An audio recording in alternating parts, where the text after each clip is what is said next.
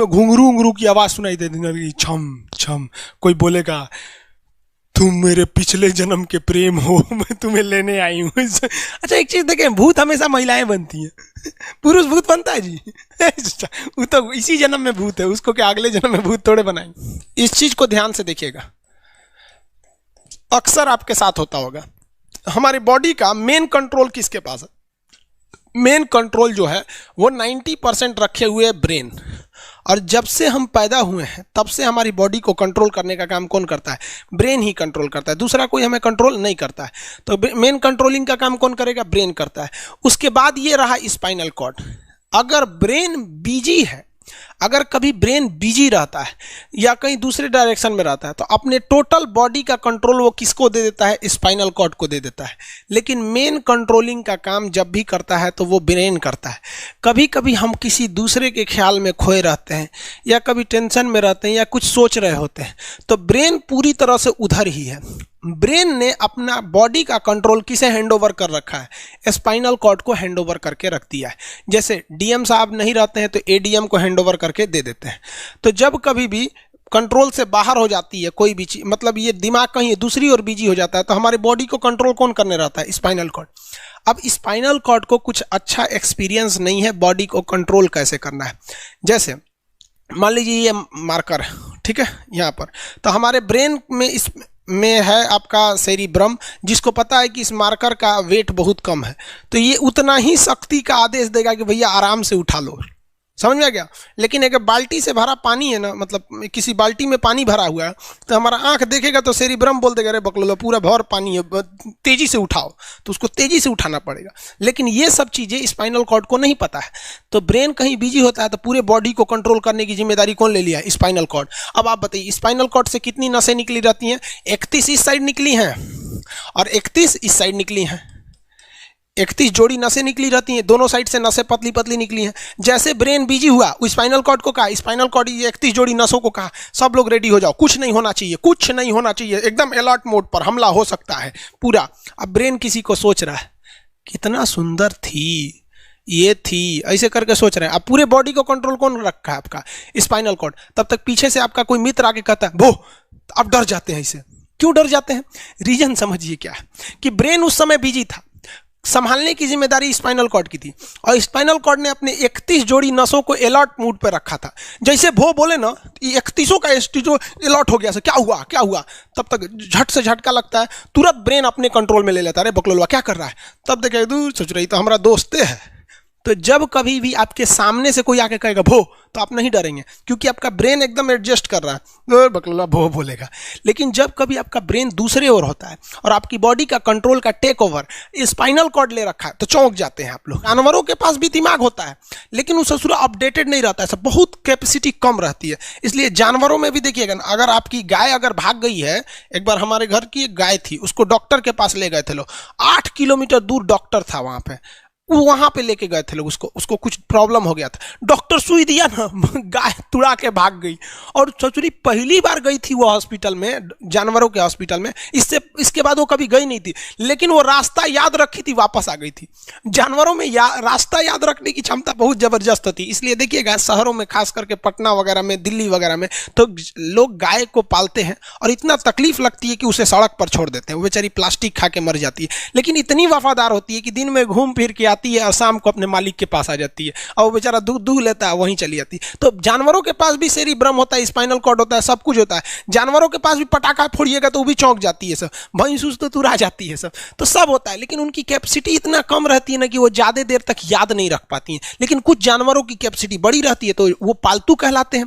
और अच्छा, जैसे कुत्ता का कैपेसिटी अच्छा खासा होता है, चिंपांजी का मानव से मिलता जुलता रहता है, बंदर का आप कभी जाइएगा ना, हम आपको बताते हैं, बिहार में राजगीर, जहाँ महात्मा बुद्ध के लिए प्रसिद्ध है, शांति स्तूप है, वहां बंदरों को देखिएगा ना, आपके हाथ से ना वो खींच लेते हैं सब, पेप्सी या कोल्ड ड्रिंक खोल के आदमी की तरह पी जाते हैं सब। उनकी याददाश्त अच्छी है, वो दूसरे को देख के कर लेते हैं। तो जानवर भी होते हैं, मान लीजिए कोई पीट रहा है, हर हाथ काट रहा है, तो ये बाहर से ना काट रहा है, हाथ कट रहा है तो दर्द करेगा। कौन बताएगा? बाहरी चोट को हाई थैलेमस बताता है, थैलेमस।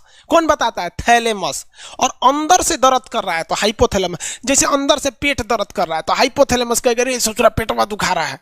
और कोई पेटवा पे एक फाइट मार दिया तो थैलेमस कहेगा ससुरा मार रहा है, दुखा नहीं रहा है, मार रहा है। तो एक बात बताओ भाई, ये पेट के पास से ये जानकारी, पेटवा के पास से जानकारी आई खोपड़िया को दिया कौन? पेटवा के पास से जानकारी खोपड़िया को दिया कौन? कौन दिया? तो पेटवा के पास से जानकारी दिया गया स्पाइनल कॉर्ड को। स्पाइनल कॉर्ड ने कुछ भी नहीं किया, यहां से ये सारा सिग्नल किसको पास भेज दिया? ब्रेन के पास भेज दिया। और ब्रेन डिसाइड करेगा कि ये अंदर का दर्द है कि बाहर का दर्द है। इसलिए डॉक्टर जब ऑपरेशन करता है ना, ऑपरेशन करेगा तो आजकल डॉक्टरवा क्या करता है ना, स्पाइनल कॉर्ड में एगो सुई लगा देता है।